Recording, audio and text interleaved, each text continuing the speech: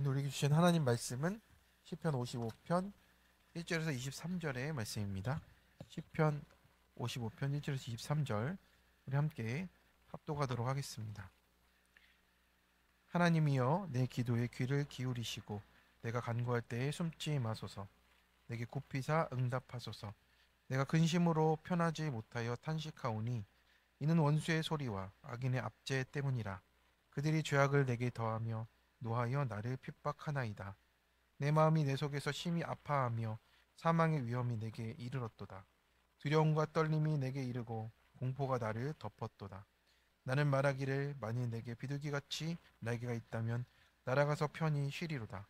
내가 멀리 날아가서 광야에 머무르리로다. 내가 나의 피난처로 속히 가서 폭풍과 강풍을 피하리라 하였도다. 내가 성내에서 강포와 분쟁을 보았사오니 주여 그들을 멸하소서. 그들의 혀를 잘라 버리소서. 그들이 주야로 성벽 위에 두루다니니 성중에는 죄악과 재난이 있으며 악독이 그 중에 있고 압박과 속임수가 그 거리를 떠나지 아니하도다. 나를 책망하는 자는 원수가 아니라 원수의 진대 내가 참았으리라. 나를 대하여 자기를 높이는 자는 나를 미워하는 자가 아니라 미워하는 자인데 내가 그를 피하여 숨었으리라. 그는 곧 너로다. 나의 동료, 나의 친구요, 나의 가까운 친우로다.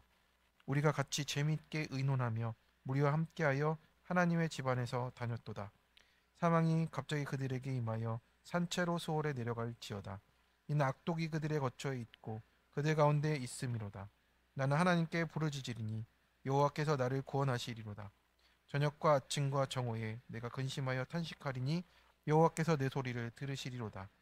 나를 대적하는 자 많더니 나를 치는 전쟁에서 그가 내 생명을 구원하사 평안하게 하셨도다. 옛부터 계시는 하나님이 들으시고 그들을 낮추시리이다. 그들은 변하지 아니하며 하나님을 경외하지 아니함이니이다. 그는 손을 들어 자기와 화목한 자를 치고 그의 언약을 배반하였도다. 그의 입은 우유 기름보다 미끄러우나 그의 마음은 전쟁이요 그의 말은 기름보다 유하나 실상은 뽑힌 칼이로다. 내 짐을 여호와께 맡기라. 그가 너를 붙드시고 의인의 요동함을 영원히 허락하지 아니하시리로다. 하나님이여 주께서 그들로 파멸의 웅덩이에 빠지게 하시리이다. 피를 흘리게 하며 속이는 자들은 그들의 날에 반도 살지 못할 것이나 나는 주를 의지하리이다. 아멘. 네, 오늘의 말씀은 시편 55편 본문으로 내 짐을 여호와께 맡기라는 큐티 제목의 말씀을 나누겠습니다. 네, 우리 사람이 가장 힘들 때가 언제일까요?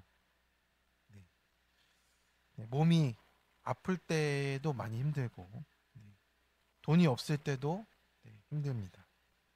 그런데 그 어떤 것보다도 우리의 마음과 정신이 무너질 때가 제일 힘든 것 같아요. 그게 가장 힘든 것이죠. 근데 그 마음을 무너뜨리는 일 중에 가장 힘든 일이 어떤 것이냐면요. 가장 가까운 사람에게 배신을 당할 때예요. 네.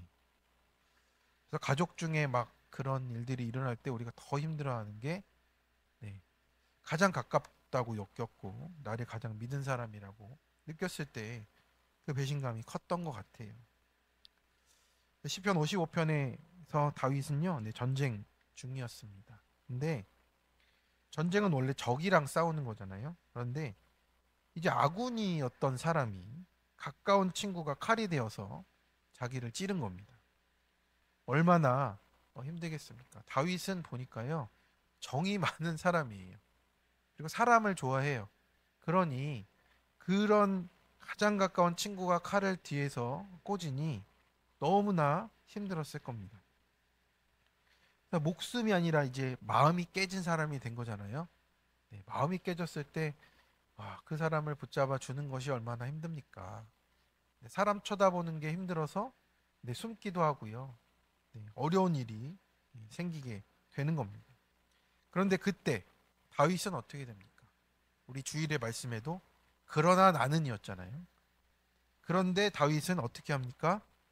오늘의 시편을 그때 쓰고 있었던 거예요.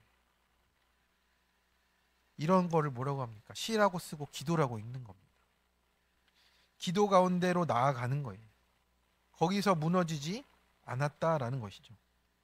왜냐하면 모든 감정을 하나님께 해석받는 사람이 되었잖아요. 그래서 감정은 믿음으로 해석받아야 됩니다.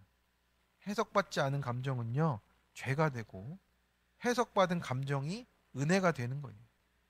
그래서 오늘 말씀을 통해서 우리의 삶의 짐이 해석받고 내려놓아지는 아침이 되기를 이 시간 함께 말씀으로 띵크해 보려고 합니다. 첫 번째, 탄식하며 기도하는 것이 살 길입니다. 다윗의 기도는 첫 단어가 하나님이여예요. 간절하게 부르짖는 것이겠죠. 저도 시편의 이 앞에 부분들을 읽잖아요. 그러면 마음이 확 이렇게 열리는 기분이 들어요. 왜냐하면 내 속에 있는 것들을 꺼내주는 것 같습니다. 지금 하나님이여만 불러도요, 이 다윗이 얼마나 간절하게 부르고 있는지를 보게 하는 거예요. 그래서 우리 마음이 무너지면 어떤 증상이 나타납니까? 이 다윗이 마음이 부서져 있었잖아요. 내가 근심으로 편하지 못하여 탄식하오니라는 거예요. 근심은요, 어떤 상태냐면 머릿속이 쉼없이 돌아가는 상태예요. 아, 이거 정말 미치겠잖아요. 그죠? 잠자리에 누워도 미움이 계속 곱씹어지는 상태 아닙니까? 이게 끊어지질 않는 거예요. 내가 끊고 싶어도 안 끊어집니다. 탄식은 또 뭡니까? 끓어오르는 울음과 신음과 분노가 섞여 있는 거예요. 그 감정이 어떻겠어요? 그 사람을 볼 때마다, 떠올릴 때마다 나오는 이 폭발이 계속되어지고, 근심은 끊이지 않으니 우리의 인생이 너무나 힘든 겁니다. 그래서 다윗은 이것을 꺼내놓고 있어요. 꺼내놔야 살 길입니다. 할렐루야. 그렇습니다. 꺼내놔야 돼요. 나 너무 힘듭니다. 꺼내놔야지. 네. 그것을 소리 지르듯이 부르짖어야 됩니다. 저도 제가 어려운 일을 이혼 소송의 일을 겪었을 때도 기도원에 다녔는데 기도원의 목사님이 지금 주여 소리가 지금 이게 제대로 된 게 아니라고 저한테 몇 번을 말씀하는지 모릅니다. 그래서 주여를 제가 뚫으려고 제가 기도원의 기도실에서 진짜 몇백 번을 외쳤는지 모르겠습니다. 그런데 어느 순간에 그 탄식이 터지더라고요. 그 탄식이 터져서 주여가 되니까 그때부터 좀 속이 좀 풀어졌던 생각이 듭니다. 그리고 왜 이렇게 우리가 고통스럽습니까? 원수의 소리와 악인의 압제가 우리를 힘들게 하는 거예요. 전쟁터에서 시끄러워서가 아니고요. 내 옆에 있는 사람이 그들의 말과 소리와 만들어내는 분위기와 압제가 그 내면을 갈기갈기 찢어 놓는 거예요. 다윗은 그 가까이 있는 사람이 그렇게 지금 만들고 있는 겁니다. 그래서 4절에 보니까 내 마음이 내 속에서 심히 아파하며 사망의 위험이 되게 이르렀도다 하는 거예요. 이거는 뭐예요? 죽고 싶다는 말이 아니고요. 나 너무 두렵고 뚫려서 이 상황을 감당할 힘이 없다라는 겁니다. 다윗은 되게 시편을 쓸 만큼 감정이 세밀한 사람이죠. 섬세한 사람이에요. 그런데 그 사람의 마음을 이렇게 갈기갈기 찢어 놓으니 다윗이 얼마나 힘들겠습니까? 그래서 회피와 도망가고 싶은 본능이 나타나는 거예요. 우리 방어 기제 중에 하나잖아요. 어떤 거예요? 비둘기 같이 날개가 있다면. 이 표현도 너무 시적이에요. 비둘기 같이 날아가고 싶대요. 저는 독수리 같이 날아가고 싶을 것 같은데, 비둘기 같이 날개가 있다면 날아가고 싶대요. 광야로 가서 살겠대요. 아무것도 없는 적막한 곳에 가고 싶대요. 폭풍을 피할 것이다. 피난처로 갈 것이다. 우리가 이렇잖아요. 하나님께 쏟아놓고 우리의 마음을 드러내지만 이 모든 걸 다 쏟아놨을 때 우리의 본능은 뭐예요? 피하고 싶습니다. 도망가고 싶어요. 그냥 아무것도 없는 것이 되고 싶습니다. 우리도 그렇지 않습니까? 현실에서 사라져버리고 싶다라는 거죠. 내 생각과 다르면 떠나고 싶고요. 감당할 수 없는 문제가 있으면 떠나고 싶고, 사랑과 갈등 생기면 그 자리를 피하고 싶고, 가정 문제가 깊어지면 도망가고 싶고, 교회 문제로 힘들면 그냥 멀리 가고 싶고, 이게 우리의 현실입니다. 그런데 또 그러나 나는이 다윗은 도망가지는 않습니다. 그리고 하나님의 공의 앞에 또 나아가요. 주여 그들을 멸해 주십시오. 그 원수들이 내 앞에서 이렇게 하는 것들을 제가 볼 수 없습니다. 주님 앞에, 주님의 공의 앞에 내어놓는 거예요. 이게 자기의 소망이라기보다는 정말 주님, 제가 살 수 없어서 이렇습니다라는 고백을 하는 겁니다. 그래서 우리도 마찬가지입니다. 도망이 살 길이 아니라 기도가 살 길이 됨을 알아야 하는 거예요. 그래서 이 도시에 어떤 것이 가득 찼습니까? 9절에서 11절에 보니까 그 성읍 가운데 강포와 분쟁과 제약과 재난과 악독과 압박과 속임수가 꽉 차 있는 거예요. 네, 이 도시의 삶이 어떻습니까? 서로 서로 다 연결돼 있잖아요. 그렇죠? 그러니 이 사람의 거짓말이 저 사람의 거짓말과 연결이 돼 있고 분쟁이 나타나고 네, 죄악이 나타나고 재난이 임하고 악독이 있고 압박이 나타나니까 다윗은 숨을 쉴 수가 없대요. 그게 너무 보이는 거예요. 그때 성도 여러분, 우리가 어떻게 주님께 나아가야 되겠습니까? 탄식하며 기도하는 것만이 살 길입니다. 생각해 보니까 어떠냐면요. 탄식도 숨 쉬는 거예요. 탄식을 해야 숨을 쉴 수가 있는 거예요. 그래서 이 기도는요, 현실을 외면하는 게 아니고 현실을 해석하는 겁니다. 오늘 우리가 본 현실이 아무리 어둡고 혼란스러워도 그 혼란을 주님 앞에서 모두 털어놓고 주님의 뜻을 찾는 것이 살 길이라고 오늘 말씀해 주십니다. 적용 질문이에요. 지금 나에게 탄식할 만큼 힘든 일은 무엇입니까? 그 자리에서 탄식하며 기도로 토해내고 해석받습니까? 아니면 아픔 섞인 원망과 회피와 남탓만 반복합니까? 두 번째입니다. 배신당할 때가 부르짖을 때입니다. 다윗이 가장 힘든 이유가 무엇이었죠? 원수 때문이 아니. 12절에서 보면요. 원수일진데 미워하는 자일진데 그럼 뭐냐면 원수였다면 내가 참았을 것이다. 내가 미워하는 자였다면 내가 피해서 숨었을 것이다 라고 하는 거죠. 이게 그 옛날 말로 써 있어서 이게 뭔 말이야 했는데 이 말이에요. 원수였다면 피했을 거고 미워하는 자였다면 피했을 것이다. 뭐 이런 거예요. 그러니까 이 원수에게 맞는 건요. 네, 때릴 것 같으니 이제 좀 자기가 참을 수가 있는 거예요. 근데 진짜 아픔은 어디서 옵니까? 그는 곧 너로다라는 거. 나의 동료, 나의 친구, 나의 가까운 친우. 여기서 친우라는 뜻은 내가 가장 신뢰한 자, 오래 함께한 자라는 뜻이에요. 그러니 가장 가까이 있는 자에게서 아픔이 오니 피할 데도 없는 거예요. 14절에 보니 하나님의 집에서 함께 다녔어요.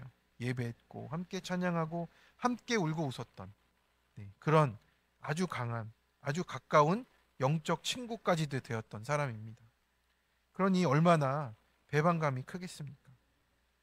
가장 잘 알던 사람, 가까웠던 사람, 가정에서 가장 믿었다고 생각한 사람, 교회에서 함께 동역하던 사람, 뭐 이런 사람들이라면 우리의 상처가 말로 이루 다 말로 할 수가 없는 거죠. 너무 깊은 상처예요. 그래서 가장 큰 고통은 원수의 공격이 아니고 친구의 배신이었다라는 겁니다.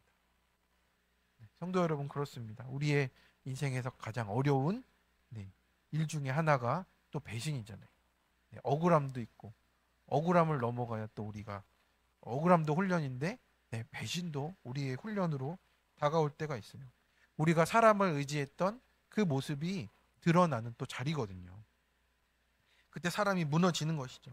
그런데 다윗은 어떻게 했습니까? 나는 하나님께 부르짖으리니. 여기 부르짖다라는 단어는 고통이 너무 커서 목소리가 터져 나가는 거예요. 그 원망이 아니라 기도로 터뜨리는 겁니다. 그리고 저녁과 아침과 정오에 기도했습니다. 이게 그냥 3번 기도했다 이 뜻이 아니고요. 매 순간 기도했다라는 뜻을 말하는 겁니다. 하루의 모든 순간이 기도의 자리가 됐다. 기도밖에 할 수 없는 마음 상태가 됐다라는 거예요.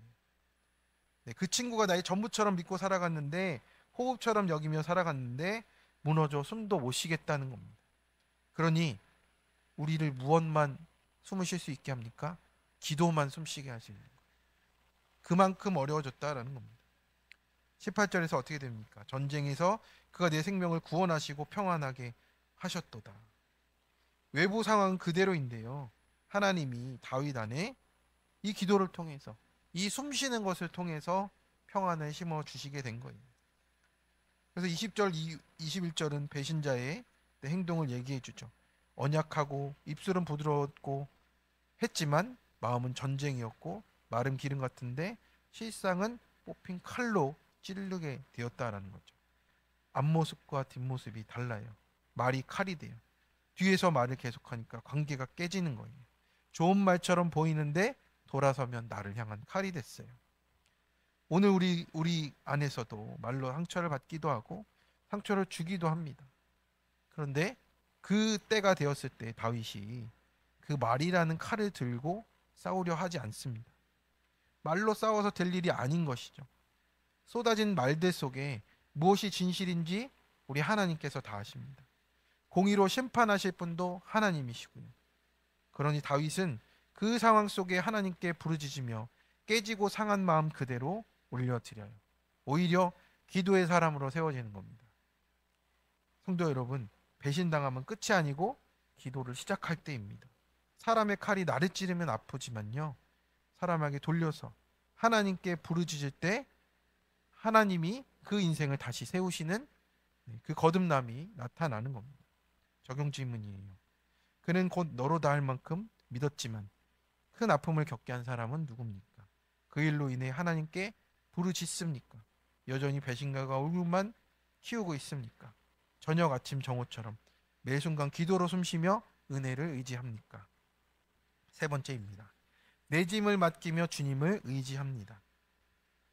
22절에 보면 시편 55편의 클라이막스예요.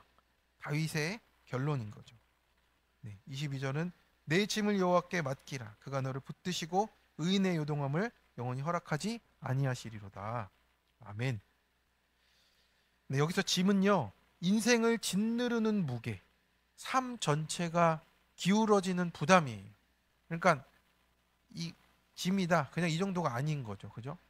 이 엄청난 인생을 뒤흔드는, 넘어지게 하는 짐이라는 거예요. 그거를 맡기라는 거죠. 여러분, 사소한 거는 맡길 수 있어요, 하나님께. 그렇죠? 그런데 진짜 무거운 거는요, 우리가 내려놓는다고 내려놓지를 못해요. 우리는 사람이 있잖아요. 그죠? 그래서 내려놓지를 못하는 겁니다. 우리도 만약에 용서 같은 것도 마찬가지입니다. 용서도 짐이에요. 우리의 인생을 뒤흔드는 부담이잖아요.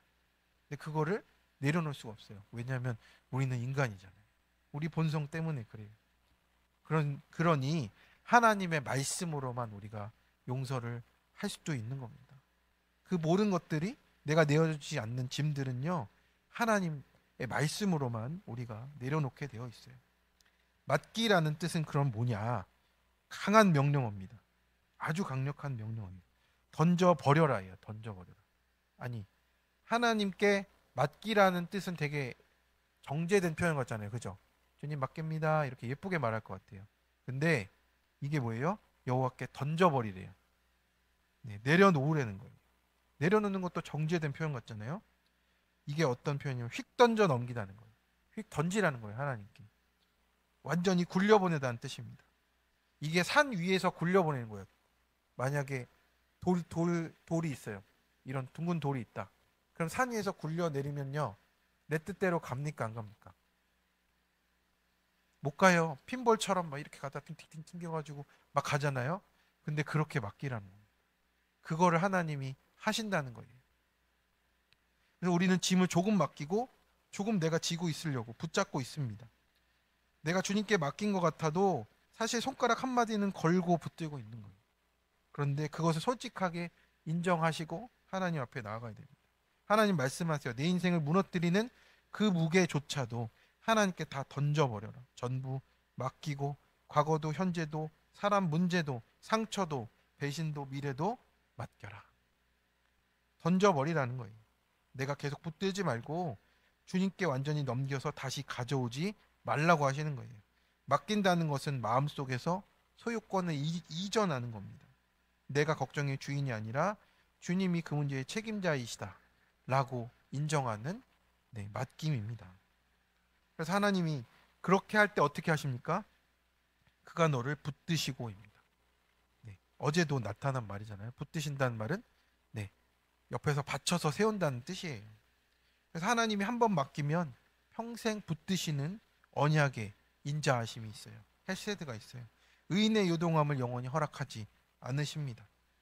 그래서 내가 받는 상처나 말 때문에 흔들리지 않게 하실 거예요. 23절의 마지막은 무엇이라 말합니까? 나는 주를 의지하리이다. 하나님이 공의로 그들을 또 다루실 것이고 나는 주를 의지하는 것입니다. 그래서 의지하다는 체중을 실어 기대다는 거예요.